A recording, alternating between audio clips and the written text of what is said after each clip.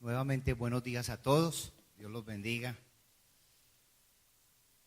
Quisiera invitarles a que abramos nuestras Biblias en el Evangelio de Juan. San Juan capítulo 1. Amén. Juan capítulo 1. Versículos 14 al 18. Vamos a leerlo y luego vamos a orar pidiendo al Señor su dirección. Evangelio según San Juan capítulo 1, versículo 14 dice: y aquel verbo fue hecho carne y habitó entre nosotros, y vimos su gloria, gloria como del unigénito del Padre, lleno de gracia y de verdad. Juan dio testimonio de él y clamó diciendo: este es de quien yo decía, el que viene después de mí es antes de mí, porque era primero que yo. Porque de su plenitud tomamos todos, y gracia sobre gracia. Pues la ley por medio de Moisés fue dada, pero la gracia y la verdad vinieron por medio de Jesucristo. A Dios nadie le vio jamás. El unigénito Hijo que está en el seno del Padre, Él le ha dado a conocer. Quiero hablarles del único Dios verdadero, revelado por el Hijo.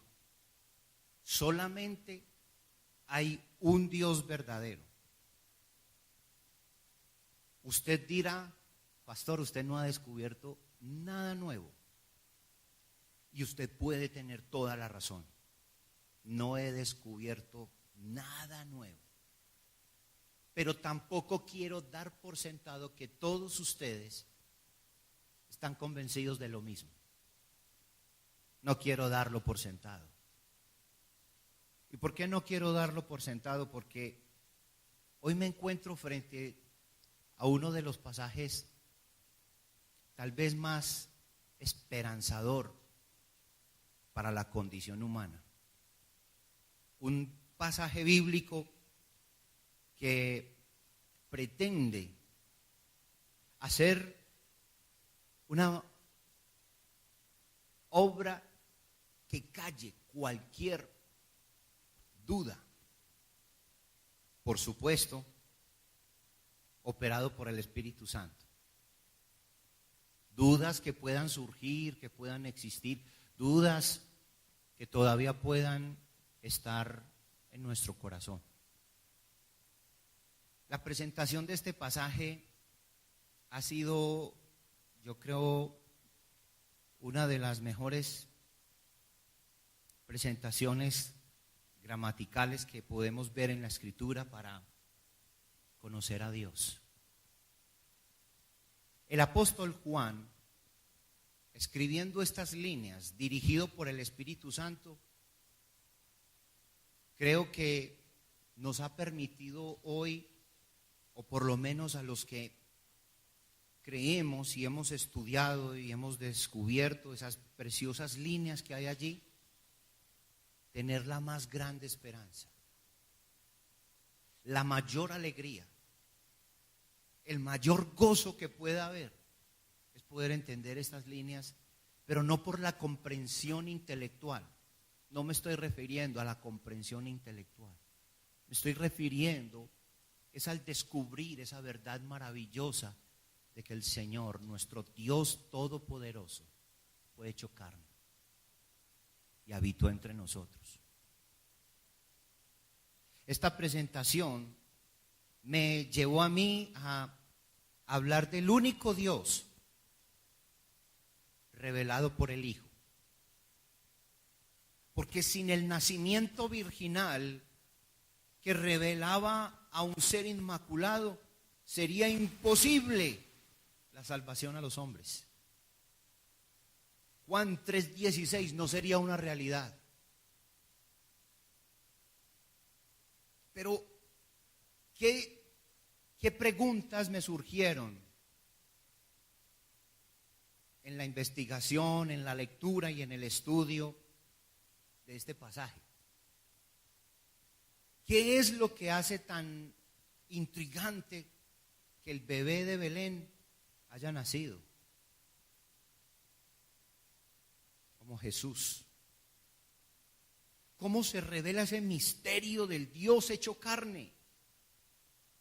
Qué importancia, qué trascendencia tiene para la iglesia el que el Verbo se hizo carne. Porque es indiscutible el misterio de la piedad.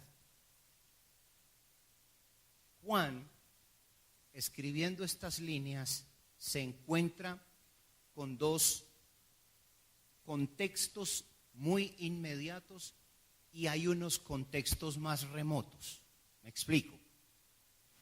En su momento, él está escribiendo estas líneas porque se oyen voces muy cercanas a su alrededor, voces que pretenden destruir, anular lo que es Dios. Y eso me hacía pensar, es que eso también nos pasa hoy. Usted en su contexto inmediato, usted tiene muchas voces que le hablan al oído y quieren anular, minar su fe.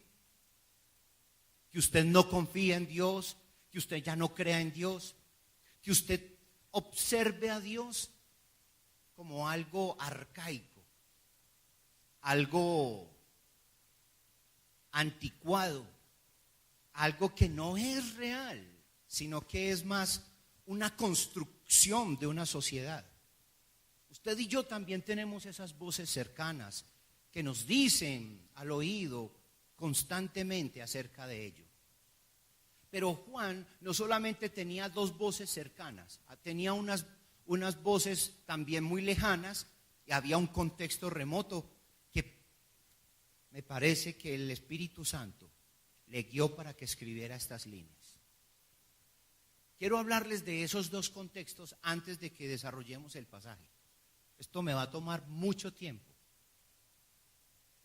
Así que prepárese.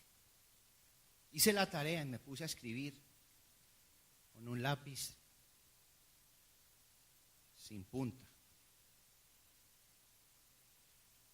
¿Cuál era el contexto más inmediato de Juan? ¿Qué era o cuáles eran las voces que se oían ahí en ese momento que se escribe Juan capítulo 1, versículo 14? El contexto doble es de una nación judía, de un pueblo muy judío, muy ortodoxo,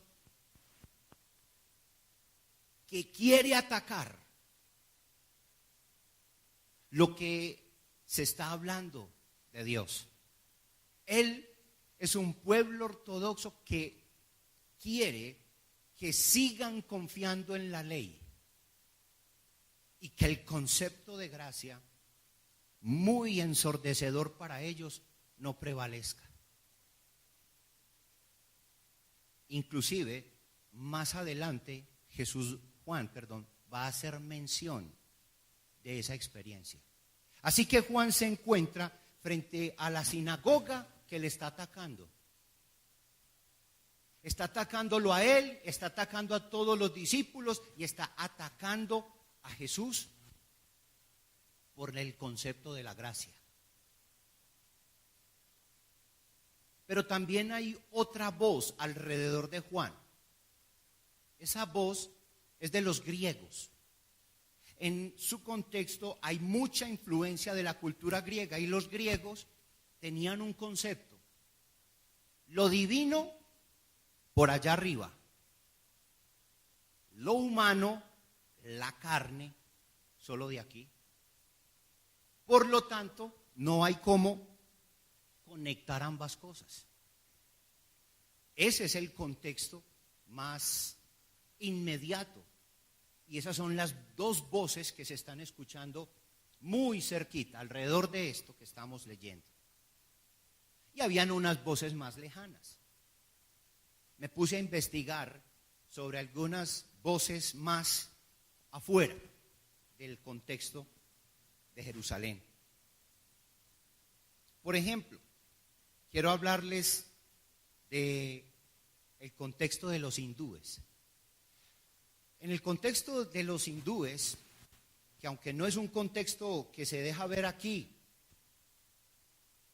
de pronto nos puede ayudar a que nosotros sepamos hacer una defensa y hallemos un mayor valor de un pasaje como estos. Los hindúes tienen miles de dioses, no es un solo Dios. Ellos tienen una cantidad de dioses. El concepto que ellos tienen de Dios es muy distinto al del judío, es muy distinto al del griego. Los hindúes tienen un Dios para cada necesidad. Ojo, un Dios para cada necesidad.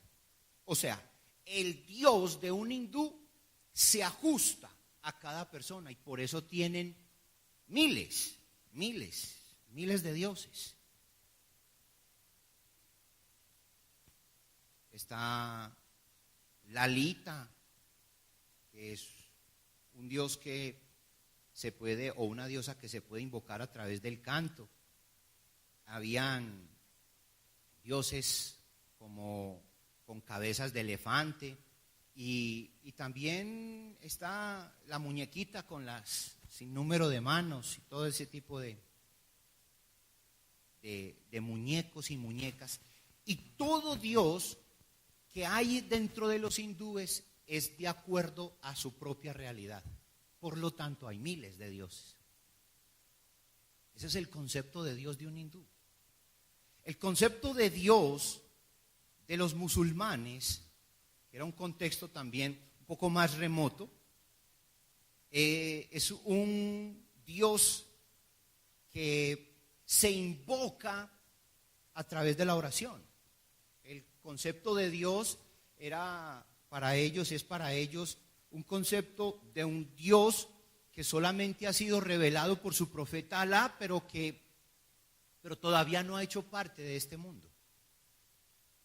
Solamente usted se puede conectar con Dios es a través de la oración. Por eso nosotros vemos en televisión cómo ellos van allá a las mezquitas y se arrodillan y dedican horas y horas, porque la única manera de tener un vínculo, una relación con Dios, es a través de esa oración. Así que es un Dios, en síntesis, un Dios muy lejano.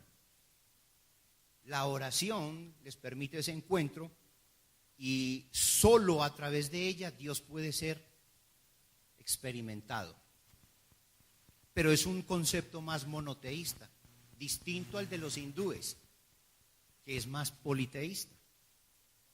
Los egipcios, que también estaban en el contexto de Jesús, dice la historia que habían muchos dioses, pero un día se levantó un hombre y ese hombre, Akenatón, en 1350 a.C., dijo que adoraran al sol. Y este rey egipcio quiso dar un concepto de Dios monoteísta, entonces todos adoraban al sol. Este Akenatón, que quiso implementar el monoteísmo, se ganó muchos enemigos, porque en la cultura egipcia habían muchos sacerdotes y esos sacerdotes quedaban todos sin empleo, sin trabajo, así que no era una idea muy popular para él. Él muere, pero él dejó todo preparado para que su hijo continuara con la labor. Y ustedes han oído hablar de Tutankamón, es el hijo de él. El problema con Tutankamón fueron varios. Él fue nombrado desde los 9 años a reinar.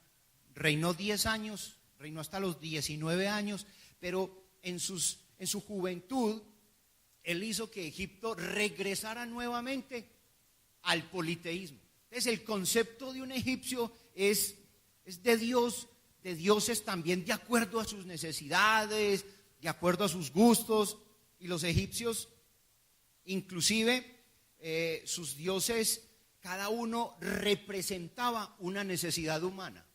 Todos representaban una necesidad humana. Así que los hindúes politeístas, los egipcios politeístas, los musulmanes monoteístas. Y viene el concepto de los judíos. Los judíos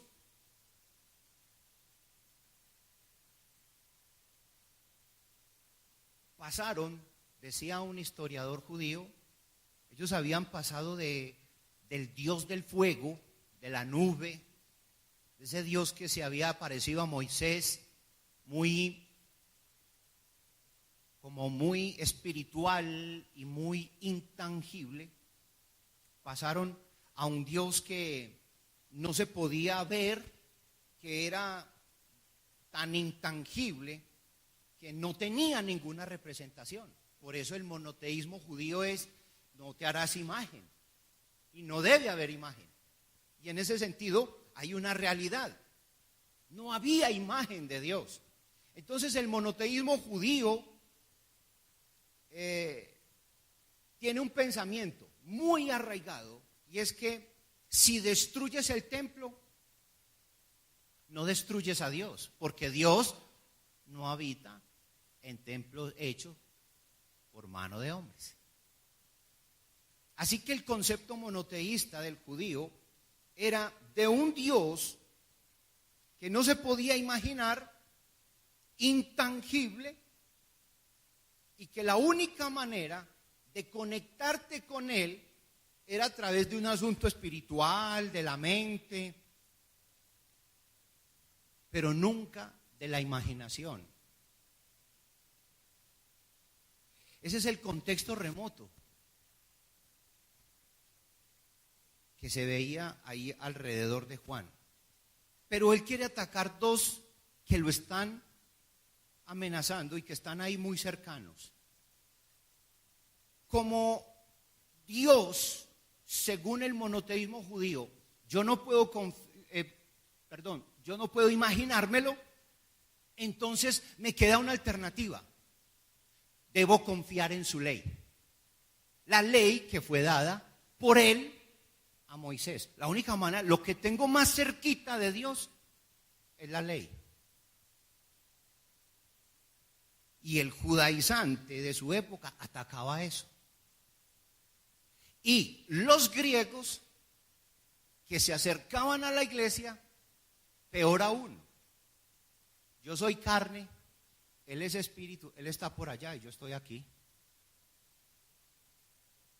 Y eso impregnó mucho también la cultura hebrea. Porque cuando un hebreo se pone un gorrito aquí, está diciendo: mire, hasta aquí llego yo. Soy limitado. Y ahí para arriba es Dios. Y el concepto que ellos tienen acerca del hombre, de lo que dijo Dios, eso ahí sonó como muy raro. Voy a ver si me explico un poquito más. La creencia judía de lo que Dios opina del hombre es que Dios creó al hombre allá en Edén. Y cuando Dios decide descansar, significa que Dios lo hizo y lo dejó. Listo, ya, defiéndase usted allá abajo como pueda, que yo ya me siento a descansar.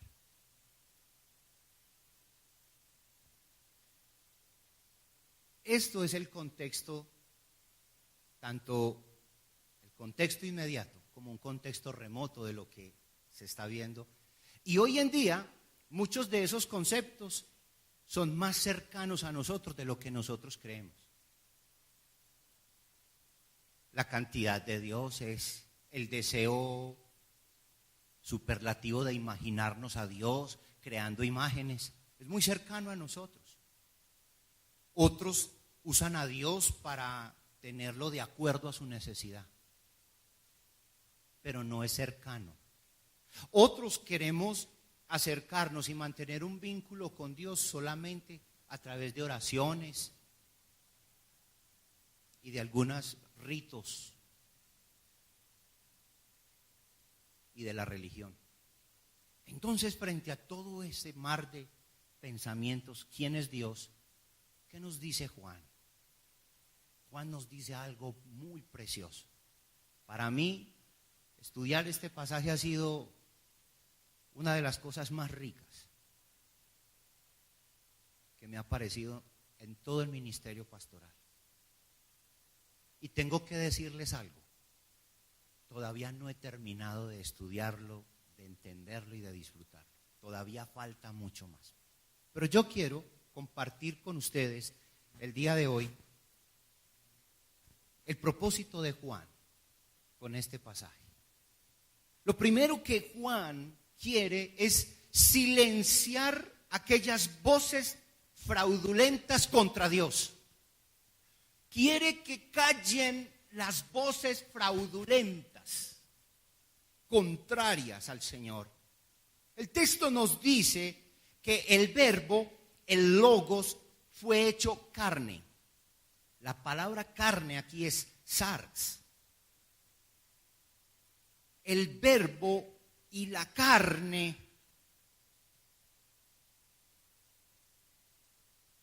se han unido. Y tomando en cuenta que la palabra carne se refiere al hombre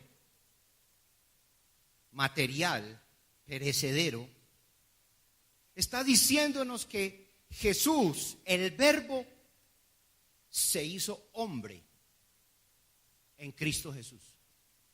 Dios se hizo hombre en Cristo. El logos, que en el número 1, en el versículo número 1 nos dice, en el principio era el verbo, y el verbo era con Dios, y el verbo era Dios. Ese verbo se hizo carne. Los pensamientos griegos sobre la carne, sobre la palabra sarx, representaban lo malo, lo pecaminoso, lo corruptible.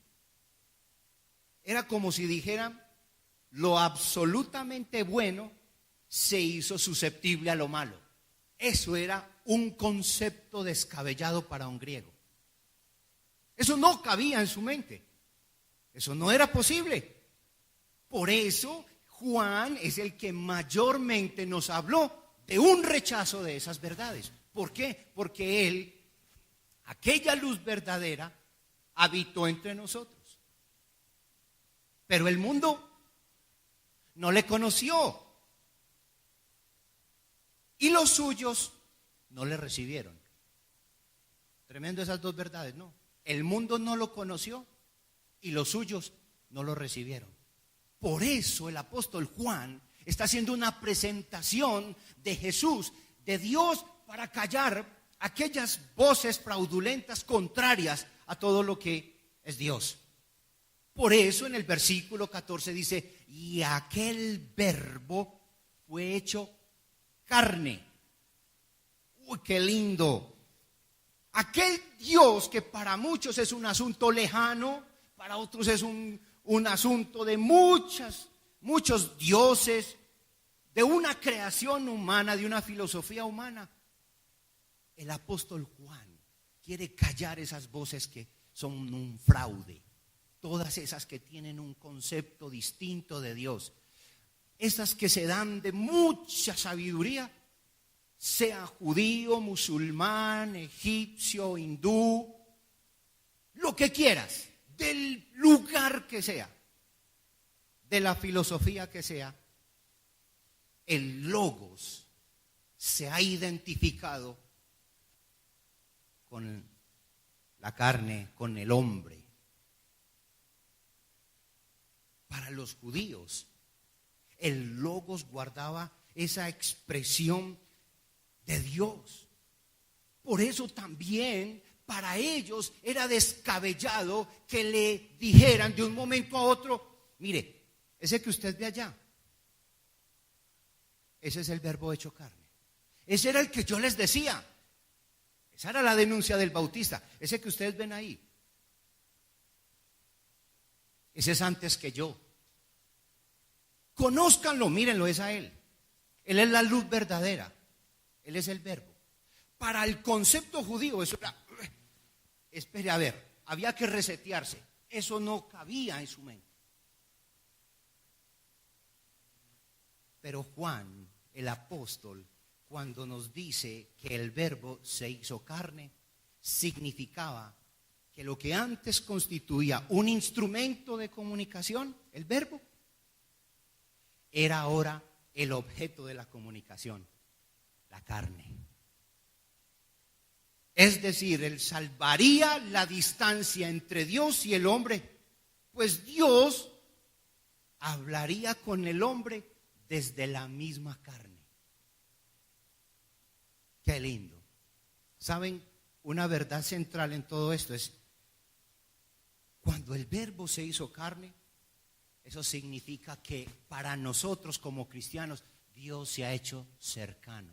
Usted y yo no tenemos que andar embolatados creando un Dios para cada necesidad, creyendo que Dios es algo tan distante y tan lejano de nosotros que solamente nos queda ponernos a orar en una mezquita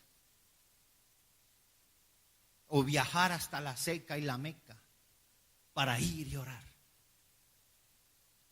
No podemos nosotros como iglesia seguir con el concepto de que para poder tener un vínculo con el Señor tengo que ir al templo en Jerusalén. Y que usted, para poder realmente tener un vínculo con el Señor, se tiene que bautizar en el río Jordán. Y por ahí derecho, entonces creamos una agencia de viajes bien buena y bien carnuda para que usted viaje hasta el Jordán y se bautice. Notan la trascendencia de lo que Juan está diciendo. Dios Todopoderoso se hizo carne, habita entre nosotros, se ha hecho cercano, se ha identificado con nosotros. ¿Sabe? Jesús, al hacerse carne, se convirtió en el deseado de todas las naciones. El trato entre el cielo y la tierra ahora ya son cercanos. El verbo se hizo carne significa que el mensaje ya no es oculto, porque la gloria velada para los ojos comunes se hizo visible en Cristo Jesús. ¿No le parece eso maravilloso? ¿Sí le parece a eso a usted maravilloso? Dios habita en nosotros. El verbo se hizo carne y vimos su gloria. Lo podemos ver. ¿Quién es? Es Jesús. Dios se ha hecho cercano con nosotros. Cuando usted vea algún documental sobre los hindúes, ahí es donde nos va a doler esa realidad. Porque para nosotros Dios no es un Dios de acuerdo a mis necesidades. No se ajusta a lo mío. Porque Dios no es creado. Cuando usted vea un documental sobre los egipcios, que son muy bonitos por cierto, pero desde el ámbito espiritual, su concepto de Dios, tan politeísta, tan extraño, también nos va a producir tristeza y dolor por ellos. Nos alegraremos porque para nosotros el verbo se hizo carne, habitó entre nosotros. Vivimos su gloria, dice el testimonio de Juan. Ese es el testimonio de Juan. Usted y yo no hemos visto eso. Ese es el testimonio de Juan. ¿Qué nos está diciendo Juan con esto? Nos está testificando de que Dios se ha hecho cercano y puede sustentarnos. ¿Qué está haciendo Juan con esto? Callando cualquier voz que pretenda dar otro concepto de Dios. Juan nos está dando el concepto real de lo que es Dios. Se hizo carne y está testificando que habitó entre nosotros. Y dice Juan, y vimos su gloria como del unigénito del Padre, lleno de gracia y de verdad. El verbo hecho carne es que Cristo tomó la naturaleza humana, pero no la tomó en forma aparente. No, fue real, es verdad. No fue un destello apenas de un ser humano, no. Cristo no tomó una naturaleza humana de apariencia, la tomó de verdad. Fue hecho, es una palabra griega que es utilizada para referirse a creación. Y habitó entre nosotros.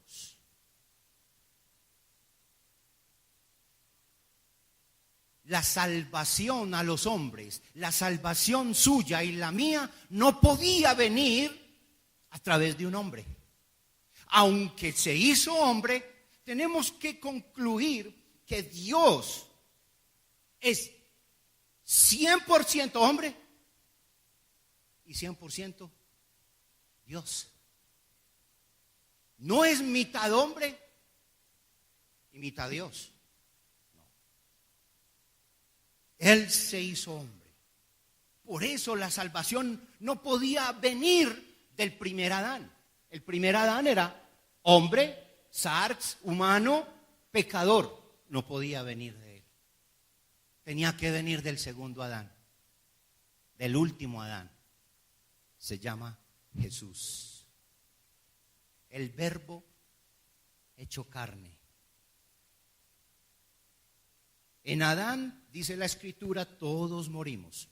Pero en Cristo todos somos vivificados. Nota la importancia del por qué el versículo 14.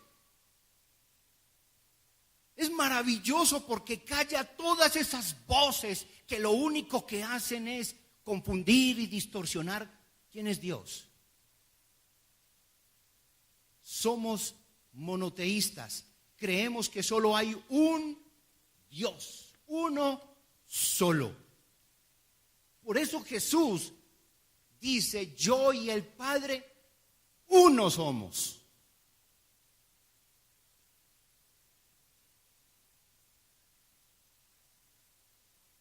Jesús salió del cielo y nació de una virgen. Y murió y resucitó venciendo la muerte. Es Dios buscando acercarnos a Él. Por eso el testimonio de Juan dice, vimos su gloria. Cuando él dice, vimos su gloria, está haciendo alusión a la ley, a Moisés. Nada valía que los israelitas construyeran un santuario. Eso era una gloria pasajera. Pero Juan nos está diciendo a nosotros que cuando vieron a Jesús, vieron toda la gloria de Dios. No necesitaron de un tabernáculo. Dice la Escritura, esto es lo que mandó Jehová, hacedlo y la gloria de Jehová se os aparecerá. En el Antiguo Testamento y bajo la ley había que construir aquella tienda. Se tenían que hacer unos sacrificios que aseguraran el perdón y la aceptación. E inmediatamente reposaba la gloria de Dios. Terminaba la actividad y todo volvía a la normalidad. Pero para nosotros, para la iglesia, hoy nosotros podemos decir que vimos su gloria. Dice el versículo 14, vimos su gloria, gloria como del unigénito del Padre.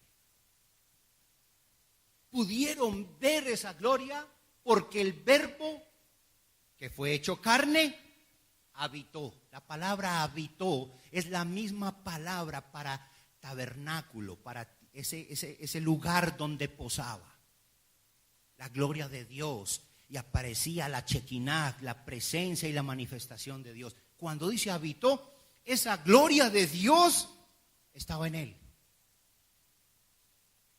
Por eso el testimonio de Juan es que ellos vieron eso. Hay mucho que decir sobre esto, pero hay que avanzar. Pero también se nos dice que esa gloria que ellos vieron estaba llena de gracia y llena de verdad.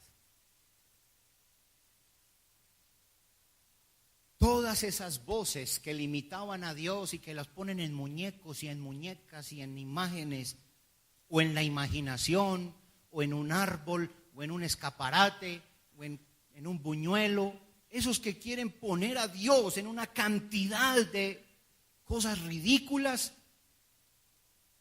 Juan nos está diciendo que en Jesús habitaba toda la gracia y toda la verdad. Él podía contener todo, toda esa gracia, toda esa verdad. Su humanidad, la de Cristo, sin ella sería imposible, iglesia, la cruz y la resurrección.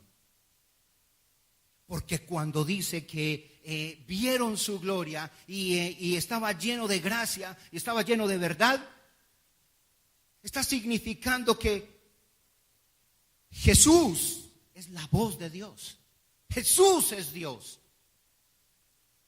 Para la iglesia cristiana, Dios está cercano. Y el testimonio de Juan es: habitó entre nosotros. Vieron su gloria. No es algo distinto. Y no solamente vieron su gloria, vieron que en Él habitaba toda la gracia y toda la verdad. ¿Eso no le parece una verdad maravillosa? Es tan grande esa verdad que si usted la cree puede ser salvo. Creer en esa verdad de todo corazón te hace salvo.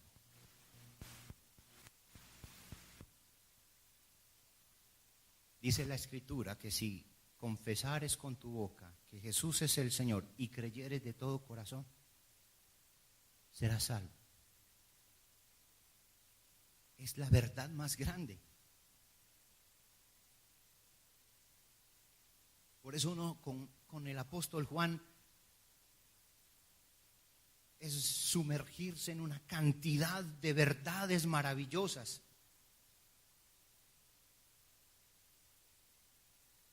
Iglesia, Jesús, por este motivo, por esta razón, por lo que nos está testificando el apóstol Juan, por esa razón, Jesús puede decirle a Felipe que verle a él equivale a ver al Padre. Capítulo 24, versículo 19. Por esta razón tan maravillosa y esta verdad y este testimonio de Juan, es que podemos nosotros concluir que Tomás, al finalizar el Evangelio, le puede decir dos cosas al Señor cuando estaba con él. Le puede decir dos verdades maravillosas a Jesús cuando estaba con él. ¿Sabe qué verdades le dijo Tomás? Señor mío y Dios mío. Por ese testimonio. Por ese testimonio, si usted lo cree, usted también puede decirle a Jesús: Señor mío y Dios mío. Y eso te puede salvar. Creer en ello, creer en Él, eso te puede hacer salvo. Te puede librar de la condenación eterna. Ese testimonio de Juan es lo más maravilloso que yo he podido estudiar, comprender. Es que ese testimonio de Juan es el que muchos vivimos cuando el Espíritu Santo tomó nuestras vidas, nos abrió los ojos, nos regeneró, nos dio vida nueva y pudimos decir: Señor mío y Dios mío. Y eso nos hizo salvos. Eso me hizo salvo. Y es la noticia más maravillosa para mi vida y quiero que sea la más maravillosa para la tuya. Por ese testimonio de Juan, de que Jesús, el Verbo, se hizo carne, habitó entre nosotros, vieron su gloria y en Él habitó toda la gracia, toda la verdad. Ese testimonio nos hace comprender una verdad maravillosa. Si yo creo que eso es verdad, ahora sí le puedo decir, Señor mío y Dios mío, porque Jesús es Dios. Esa fue la conclusión de Tomás, un hombre incrédulo, un hombre con dudas, un hombre con sospechas, cuando se encontró con él y vio todo eso. Le costó más tiempo que a muchos de nosotros, le tomó más tiempo, pero al final pudo decirle, Señor mío y Dios mío. Si tú crees que Jesús es el Señor, si tú crees que Él es el Verbo hecho carne, si tú crees en el testimonio de Juan, no solamente de Juan el apóstol, sino de Juan el Bautista, si tú crees que Jesús es el Señor, hoy podrás decirle a Él, Señor mío y Dios mío. Ahora sí puedes creer que Él te salvará. Amén. Y apenas vamos en la introducción. Eso es estudiar el Evangelio de Juan. Yo le decía una vez al hermano Diego, ¿en qué me metí? Qué susto. Pero hoy puedo decir, qué maravilla. Gracias Dios. Y quiero que como iglesia le demos la gloria a Dios por eso. Porque con el testimonio de Juan, no solamente el del Bautista, sino del apóstol, hoy podemos callar todas esas voces, esas que son inmediatas, esas que tenemos cerquita, esas que nos están diciendo todos los días por el noticiero que Dios es anticuado. Esas son voces que oímos contrarias a Dios, iglesia. Ellos quieren hacernos ver, y especialmente a los jóvenes, que Dios es algo anticuado, que es una creación de nosotros, de cada cultura. Dios no es una creación de la cultura hebrea, porque si miramos el contexto, los judíos querían acabar con Jesús, con Juan y con todos los que creyeran esto. Jesús no es una invención humana, el Verbo hecho carne no es una creación nuestra, es más, es contracultura, es una contracultura humana, porque no es creación de nosotros. El Verbo se hizo carne quiere decir que quiere callar todas esas voces que lo niegan, todas esas voces contrarias a Él, porque se hizo cercano y habitó entre nosotros. El apóstol San Pablo lo afirmó diciendo que en Él habita toda la plenitud de la deidad. La verdad teológica es que Jesús es Dios. La verdad teológica es que Dios se ha hecho cercano a nosotros. Y por eso, como en Él habita toda la gracia y la verdad, como lo dice el libro de Hebreos, acerquémonos pues confiadamente ante el trono de la gracia. Y si nos acercamos confiadamente ante el trono de la gracia, podremos hallar el oportuno socorro. Es el mensaje más esperanzador que yo veo en la Escritura.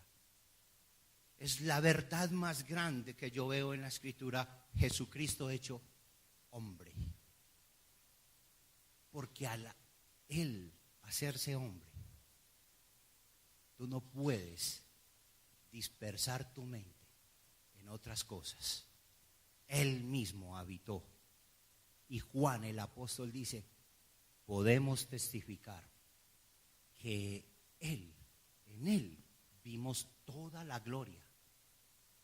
Podemos testificar que en Él habita la gracia y la verdad. Y está por encima de Moisés y está por encima del tabernáculo. Yo le pido y le ruego al Señor que usted pueda creer eso. Jesús es el camino, es la verdad y es la vida.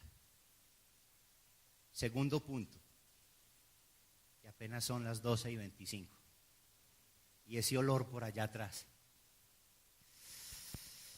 ¿Cuál es la otra voz que calla Juan? Voy a ver si logro terminar esto, porque si no, entonces continuaremos la próxima semana. ¿Cuál es la otra voz antisonante que se oye en su contexto? Hay una voz de aquella sinagoga judía que lo ataca a él, a Juan, que también atacó a Jesús. Era una cultura judía con un concepto de Dios. Solo nos queda confiar en su ley. Hay que confiar en la ley. Esa es una voz antisonante. No concuerda con lo que dicen las Escrituras. Por eso él quiere silenciar las voces unificadoras de ley y de gracia. Versículos 16 y 17.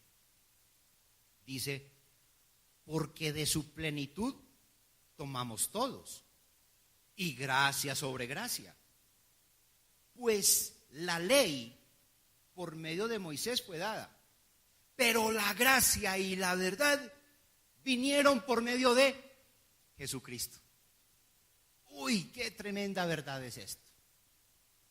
Es que en el contexto habían algunos que querían conectar ambas creencias. Habían unos que querían seguir las dos cositas. Mire, vaya conmigo al Evangelio de Juan, capítulo 9. Juan 9. Versículo 28 dice: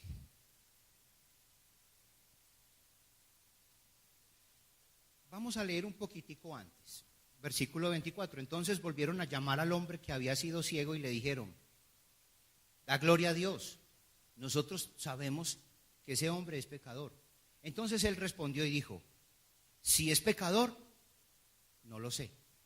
Una cosa sé, que habiendo yo sido ciego, ahora veo. Le volvieron a decir: ¿qué te hizo? ¿Cómo te abrió los ojos? Él le respondió: ya os lo he dicho, y no habéis querido oír.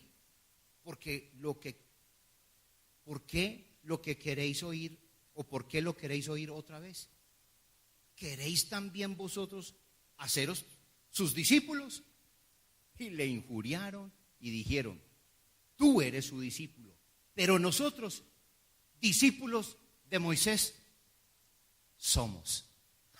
Negaron cualquier vínculo con Jesús. Nosotros queremos seguir en nuestra tradición. ¿Sí me hice entender con esto? Por eso, Juan, dando testimonio del Verbo hecho carne, nos dice: porque de su plenitud tomamos todos, y gracia sobre gracia. Pues la ley por medio de Moisés fue dada, pero la gracia y la verdad vinieron por medio de Jesucristo. No conectemos esas dos cosas como fuente de verdad y de salvación. La única fuente de verdad y de salvación es Jesús. Eso no quiere decir que la ley no sea buena. No estoy queriendo decir eso. No vaya a ser malicioso a poner una trampa donde no la hay. No. Estoy queriendo resaltar con este versículo, quiero decirle a usted que el testimonio de Juan quiere callar esas voces unificadoras, diciendo que la ley también es fuente de plenitud. No, es Jesús, de quien todos tomamos su plenitud, y gracia sobre gracia viene a nosotros. El testimonio de Juan es que Jesús es suficiente. Él está lleno de gracia y de verdad. Él es fuente de toda plenitud y de gracia sobre gracia. De su plenitud tomamos todos. Nada es nuestro. Nada es nuestro. Él es la fuente de la cual nos podemos sustentar. Y gracia sobre gracia viene a nosotros. La palabra gracia sobre gracia es como cuando hay una ola en el mar. Va una, va la otra y sigue yendo. Y gracia sobre gracia va llegando y se va viniendo a nosotros y nos sustenta.